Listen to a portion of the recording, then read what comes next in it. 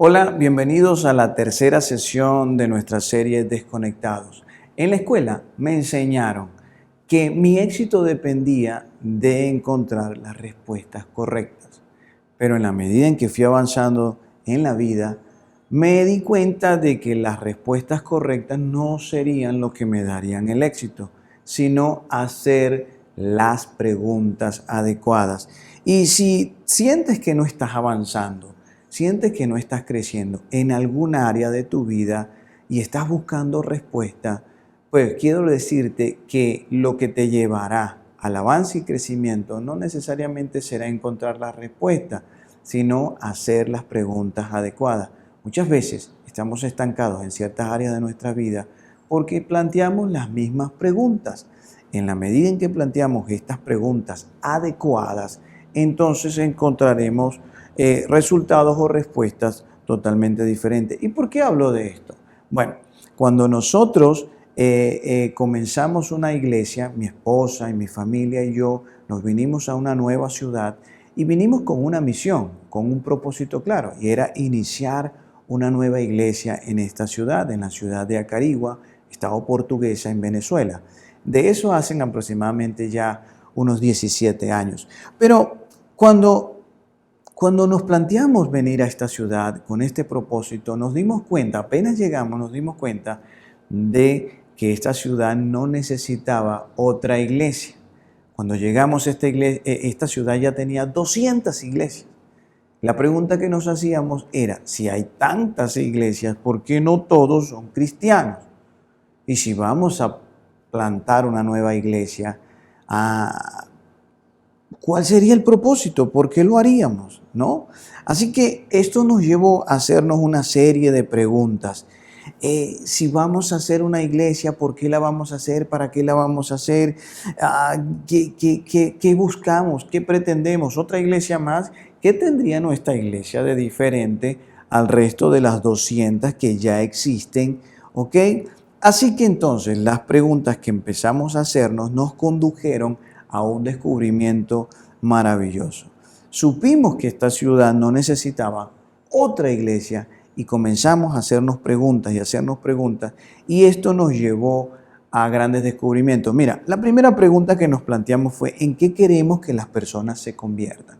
Si las personas van a venir a la iglesia que nosotros en ese momento queríamos comenzar nos preguntamos, ¿y en qué queremos que se conviertan? Si van a venir, ¿cuál será el resultado tangible de lo que ellos serán si vienen a la iglesia? ¿Cuál sería la diferencia? Y de eso quiero hablarles hoy, ¿no? Nos encontramos básicamente con tres preguntas que nos llevaron al éxito que hoy día tenemos. Y la primera de ellas fue esta: ¿en qué queremos que las personas se conviertan? Afortunadamente nosotros no teníamos que inventar el propósito de la iglesia como tal, solo teníamos que descubrirlo, solo teníamos que reafirmar por medio de la escritura, confirmar cuál es el propósito de la iglesia, y Jesús ya lo había dicho. Así que no inventamos una cosa nueva, sino que solo fuimos a la escritura y consultamos lo que Jesús había planteado como propósito de la iglesia como tal. Y para aclarar esto, consultamos y Jesús dice en las Escrituras lo siguiente: ustedes vayan y hagan más discípulos míos en todos los países de la tierra, bautizándolos en el nombre del Padre, del Hijo y del Espíritu Santo. Continúa diciendo: enséñenles a obedecer todo lo que les he enseñado. Yo estaré con ustedes hasta el fin del mundo. Y lo que Jesús estaba diciendo es que Él quería que sus seguidores hicieran discípulos. En pocas palabras, la iglesia existe para hacer discípulos. La iglesia existe para formar a los discípulos de Jesús. Y si nos preguntamos en qué queremos que las personas se conviertan, entonces la respuesta tácita era que se conviertan en discípulos de Jesús. Lo que nos llevó a nuestra declaración de propósito como tal, que dice de la siguiente manera: para nosotros, en nuestro contexto de iglesia como tal, decimos que nuestra iglesia existe para conducir a las personas a una relación personal y creciente con Jesucristo. Hacer discípulos es llevar a las personas a que tengan una relación personal y creciente con Jesucristo. Esa es nuestra declaración de misión, conducir a las personas, vuelvo y lo repito, a una relación personal y creciente con Jesucristo. Nuestro propósito, entonces, ya estaba definido. ¿En qué queremos que se conviertan las personas? Y la respuesta era en personas que tengan una relación personal y creciente con Jesucristo. Pero esto nos llevó a otra pregunta crucial. Si las personas van a tener una relación personal y creciente con Jesucristo, ¿cómo luce eso? ¿Cómo determinamos que una persona tiene una relación personal y creciente con Jesús? ¿Cómo lo determinamos? ¿Cómo sabemos esto? ¿Cómo nos damos cuenta? Esto entonces nos llevó a la segunda pregunta. ¿Qué queremos que las personas hagan?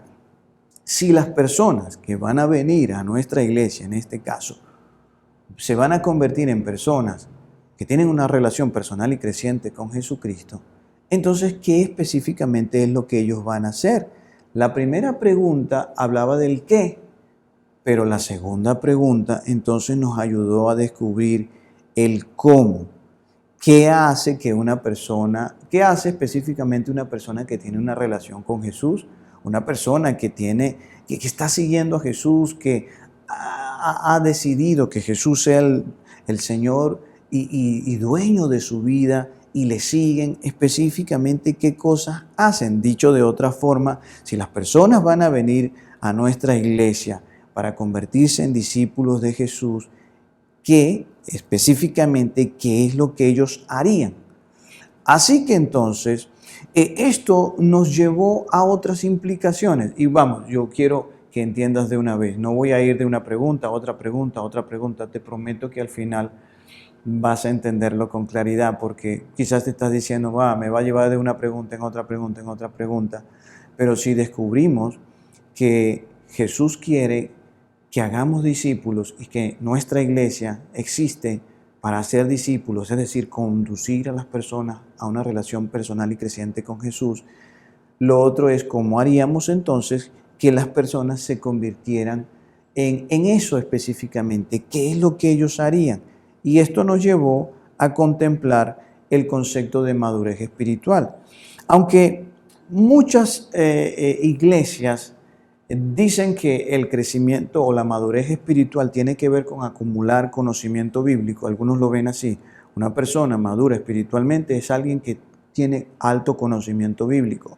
Otros piensan que tiene que ver con desarrollar una serie de capacidades. Una persona madura espiritualmente es aquella que ha logrado desarrollar cierta cantidad o ciertas cualidades, ciertas capacidades, y eso lo hace una persona madura espiritualmente.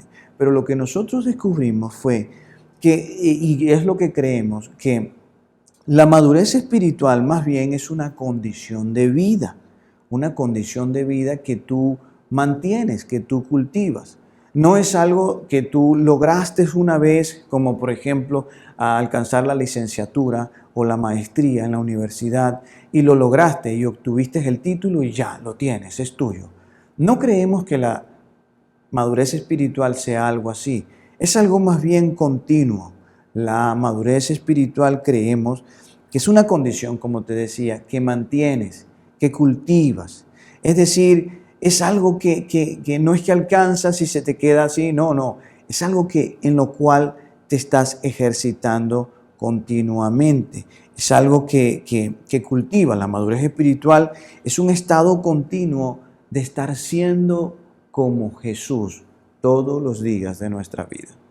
Así que no podemos decir, bueno, yo llegué a la iglesia, yo leí la Biblia y ya soy maduro espiritualmente. No, es un estilo de vida. Seguir a Jesús es un estilo de vida. Tener una relación con Dios es un estilo de vida.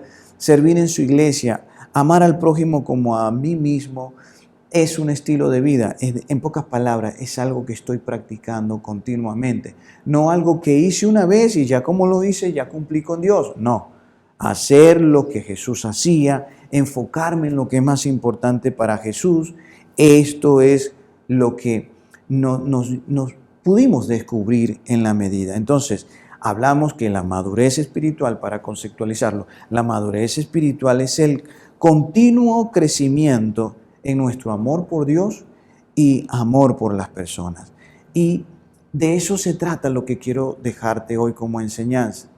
La madurez espiritual tiene que ver con ese crecimiento continuo. ¿Escuchaste bien? Estas dos palabras son esenciales. Crecimiento continuo en tu amor por Dios y amor por las personas. Y si tú no me crees, porque quizás dices, bueno, esa es tu conclusión, ese es el producto de su análisis, no tiene que ser para mí así. Y no estoy diciendo que tenga que ser, pero esto te puede ayudar a clarificar, uno, cómo mejorar tu relación con Dios. Lo otro, clarificar tu propósito como seguidor de Jesús en la iglesia. Y si no vas a una iglesia, esto entonces te revelaría la importancia de que tú permanezcas y pertenezcas a una iglesia y lleves una vida activa como alguien que asiste a la iglesia, como un miembro del cuerpo de Cristo según lo que la Biblia establece. Si no me crees, mira entonces lo que Jesús dice a continuación en Mateo 22. Dice lo siguiente: Jesús respondió, el primer mandamiento y el más importante es el que dice así: ama a tu prójimo con todo lo que piensas y con todo lo que eres. Y el segundo mandamiento en importancia es parecido a ese.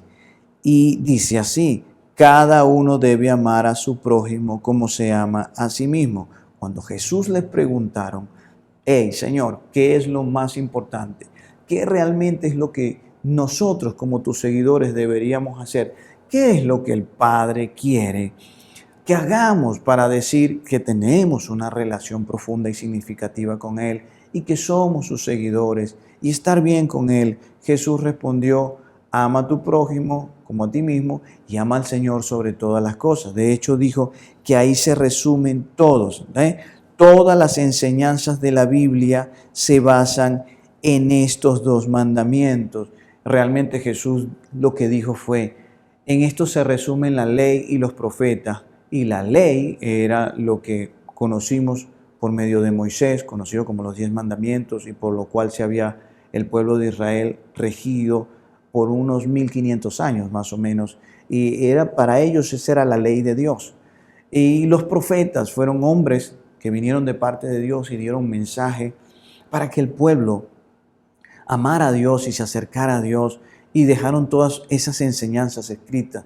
Así que en este periodo de tiempo, aproximadamente unos 1500 años de historia, de escritura sobre cómo tener una relación con Dios y caminar con Dios y estar siendo lo que Dios quiere que yo sea, Jesús dice, ¿sabes qué? Todo eso lo puedes resumir en estas dos cosas: ama a Dios sobre todas las cosas y ama a tu prójimo como a ti mismo. Y eso es lo que yo quiero que aprendan hoy. Quiero que aprendan, la enseñanza de hoy tiene que ver con esto: amar a Dios y amar al prójimo es lo que nos impulsa en nuestro crecimiento espiritual. Si tú quieres ser una persona espiritualmente madura, una persona espiritualmente fuerte, una persona que tiene una espiritualidad profunda y una madurez avanzada, entonces debes amar a Dios y amar al prójimo. Eso impulsará tu crecimiento espiritual de forma continua. Así que entonces, para ser práctico, derivamos 3 relaciones esenciales. Estamos hablando en esta serie de relaciones. Desconectados tiene que ver con esto. ¿Y cuáles son esas 3 relaciones esenciales del gran mandamiento, el primero y el segundo? Amar a Dios sobre todas las cosas y amar a tu prójimo como a ti mismo. Para ser práctico, nosotros decimos lo siguiente: que una persona que está creciendo en intimidad con Dios, en madurez espiritual, quise decir, número 1, tiene intimidad con Dios. Esa es una de las 3 relaciones.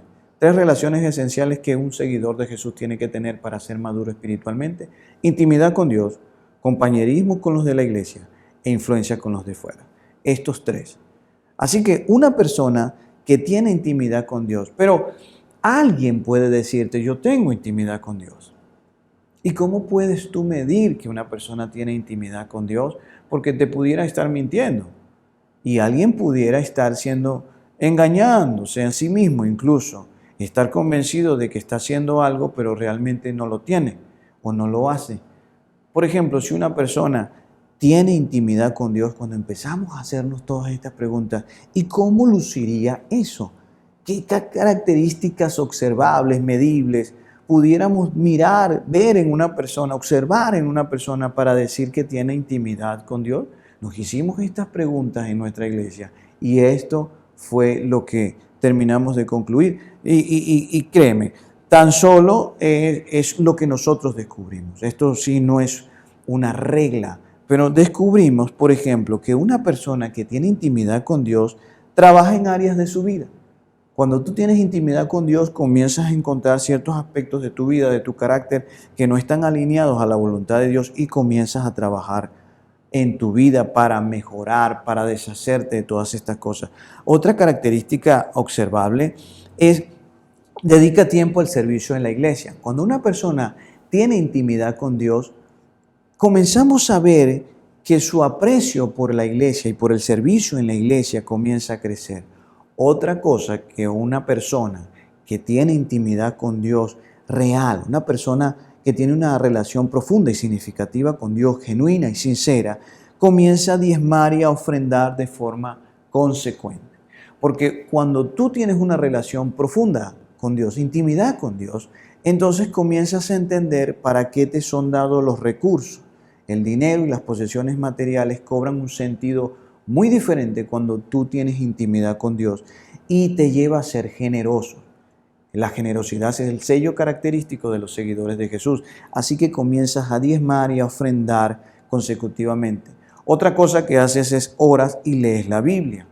Oras y lees la Biblia. Alguien que tiene intimidad con Dios hace estas dos cosas y asiste regularmente a las actividades de la iglesia. Es decir, cuando tú creces en tu intimidad con Dios, entonces crece tu conexión con la iglesia. Y eso nos lleva a la segunda relación esencial. Vuelvo y repito, estamos hablando de tres relaciones esenciales de alguien que está creciendo y avanzando en su madurez espiritual. La primera de ellas es intimidad con Dios y la segunda, comunidad con los de dentro. ¿Qué quiero decir con comunidad con los de dentro? Quiero decir relación con los de dentro de la iglesia. Una persona que está madurando en su espiritualidad comienza a entender y a estrechar sus relaciones con las personas, comienza a amar, comienza a apreciar, comienza a llevar vida con las personas que están dentro de la iglesia como tal. Ahora, ¿qué características podemos observar en estas personas para reconocer que realmente está creciendo en su madurez espiritual? Es decir, en la comunidad con los de dentro, en tener cosas en común con los de dentro. Tiene que ver con el tiempo, tiene que ver con las cosas que hace y algunas características. Por ejemplo, asistes constantemente a un grupo de vida. En nuestra iglesia le llamamos a los pequeños grupos, grupos de vida. Así que una persona que está creciendo en su espiritualidad, en su comunión con los de dentro, está en un grupo de vida. Otro se vuelve un voluntario. Ya no es un espectador que solo viene los domingos, sino que comienza a trabajar en algún equipo, algún área de la iglesia como tal. También comparte tiempo con los amigos de la iglesia. No solo se ve en las reuniones de grupo y no solo se ve los domingos a la hora del servicio del domingo, sino que también sale a comer, va al cine, va a la casa, invita a su casa a los amigos de la iglesia. Participa en las actividades de la iglesia. Esto pudiera ser más obvio, pero porque tú puedes decir, como una persona que pertenece a una iglesia no va a las actividades de la iglesia, pues déjame decirte que las hay. Hay personas que van a la iglesia, pero con un sentido religioso, es decir, ya yo cumplí. Fui el domingo y ya yo cumplí. Dios debe estar satisfecho conmigo porque yo ya cumplí el domingo, no tengo más nada. Y si te das cuenta, las personas hoy en día no tienen tiempo. Y cuando vienen a la iglesia, entonces dicen esto, ¿sabe qué? Yo no tengo tiempo. Pero una persona que está creciendo en su madurez espiritual y crece en su comunión o su relación con los de dentro, entonces va a participar en las actividades y otra cosita sería, es compasivo con los creyentes. Comienza a tratar con compasión a los hermanos de la iglesia. Al principio somos muy rudos cuando llegamos a la iglesia, pues venimos de un mundo de decepción, un mundo de traiciones, donde los amigos o aquellos que decían ser tus amigos te trataron mal, se aprovecharon de ti, se burlaron de ti. Pero en la iglesia comenzamos a recuperar esa capacidad de ser amables nuevamente, esa capacidad de poder estar confiados y relajados en medio de las personas. La tercera característica que podemos observar es influencia con los de fuera. Me refiero a la tercera relación. Primero, relación con Dios, relación o comunión con los de dentro, y la tercera es influencia con los de fuera. Cuando una persona está creciendo en su madurez espiritual, está teniendo intimidad con Dios, está teniendo comunión con los de dentro, y lo otro se vuelve influyente para con los de fuera. Es decir, él comienza a entender su misión, que la misión que Jesús nos dejó es ir y hacer discípulos. Por lo tanto, voy fuera de la iglesia y conecto. Si Jesús dijo, ama a tu prójimo como a ti mismo, esto nos deja dos prójimos, el prójimo que está en la iglesia y el prójimo que no está en la iglesia. Prójimo significa próximo, persona, la persona más cercana a ti. Entonces, tenemos algunos que están en la iglesia y ya hablamos de eso, comunión con los de dentro, pero ahora tú como un seguidor de Jesús, tu misión es hacer discípulos, llevar a las personas a una relación personal y creciente con Jesús para nosotros. Entonces, me vuelvo influyente. Una persona que está siendo influyente en aquellos que no vienen a la iglesia, decimos que es una persona que está avanzando en su madurez espiritual. Entonces, pues, ¿qué características vemos en esta persona? Trae invitados regularmente a la iglesia. Esta persona se dedica, esta persona dispone tiempo, energía y recursos para invitar a otros que no vienen a la iglesia. Se le relaciona o se relaciona intencionalmente con los que no asisten. Con el tiempo, que seas más tiempo de ser cristiano, con el tiempo la tendencia es que vas a tener menos amigos de fuera de la iglesia y todos tus amigos prácticamente serán de la iglesia. Mientras más años tienes en Cristo, mientras más años tienes en la iglesia, menos amigos no creyentes tienes.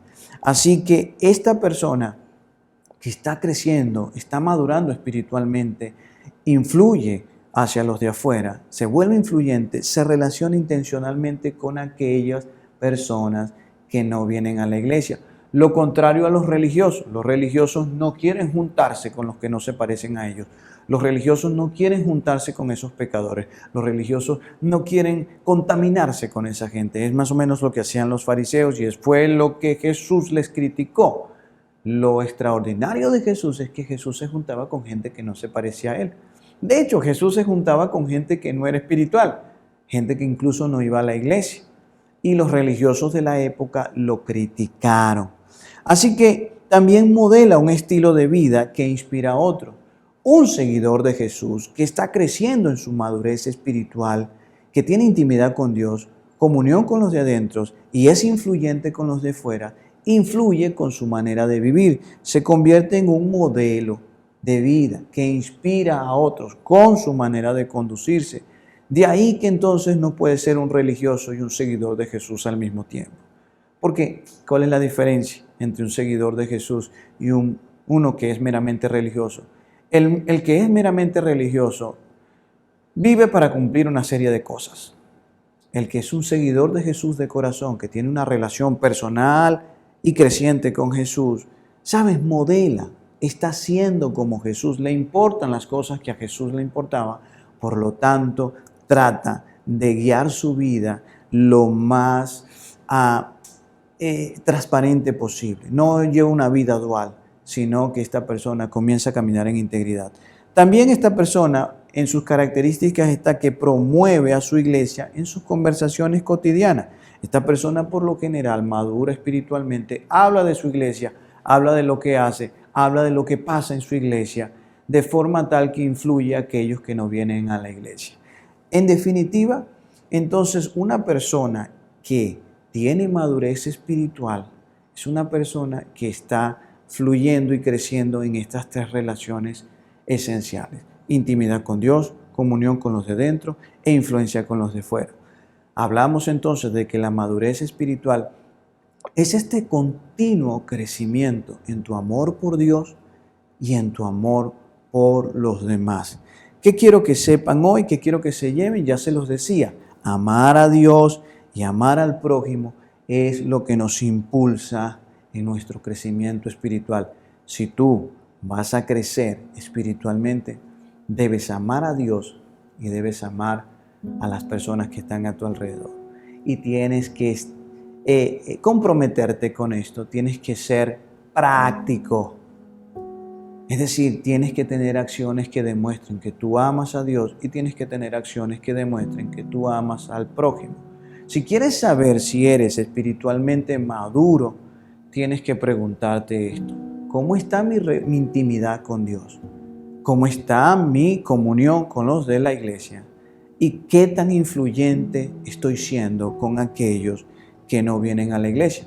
Por último, quiero desafiarte. Esta semana invierte tiempo y dinero en tus 3 relaciones esenciales. Esta semana invierte tiempo y invierte dinero en tu comunión con Dios, en tu comunidad o comunión con los de la iglesia e influencia con los de fuera. Invierte tiempo y dinero. Si haces estas 3 cosas, tu madurez espiritual aumentará y crecerá. Y le encontrarás mucho más sentido a ser un seguidor de Jesús cada día. Esto fue el descubrimiento que nosotros hicimos. Esto es lo que nosotros practicamos, promovemos y en este caso queremos compartir contigo. Esto nos hace llevar una vida balanceada y una vida exitosa. Ahora quiero que imagines, ¿sabes? Vivir y cada día tener más claro el propósito por el cual Dios te creó, por el cual Jesús está en tu vida y tú eres un seguidor de Él y estás haciendo discípulos. Imagina lo poderoso que es saber que Dios te ha escogido a ti, te ha brindado su amor, su cariño, su palabra, su iglesia, para que tú puedas convertirte en un canal de bendición. Realmente nuestra vida se empodera y se vuelve maravillosa cuando hacemos todas estas cosas. Por último, quisiera pedirle a Dios que te guíe en tu madurez espiritual. Que tú puedas desarrollar tu intimidad con Dios cada día sin estorbos, que tú puedas tener comunión con los de adentro y volverte una persona influyente para aquellos que no tienen a Jesús. Que Jesús te use a ti como ese canal de bendición para conectar a todas estas personas con Él de una forma poderosa y que puedan incluso esas personas referir, wow, mi vida cambió por la acción que tú viste, por la intervención que tú tuviste en sus vidas. Quiero orar por ti entonces. Señor Jesús, quiero darte gracias por la vida de mi amigo, de mi amiga que están allí y que están escuchando este mensaje y que tú estás moviendo cosas en su corazón. Quiero pedirte, Señor, que les ayudes en su crecimiento espiritual, que puedan desarrollar una intimidad contigo, comunión con los de dentro y sean de influencia para con los de fuera. Señor, quiero pedirte que tomes sus vidas en tus manos y los conviertas en un canal poderoso de bendición en la vida de aquellos que nos rodean y que puedan tener una relación personal y creciente contigo, personal y creciente cada día, Señor. Y esto le dé un tremendo poder y direccionamiento a sus vidas. Te lo pido en el nombre de Jesús. Muy bien, hemos llegado al final. Yo espero que tú hayas aprendido algo y hayas sido desafiado. Nos vemos la próxima semana. Que Dios los bendiga.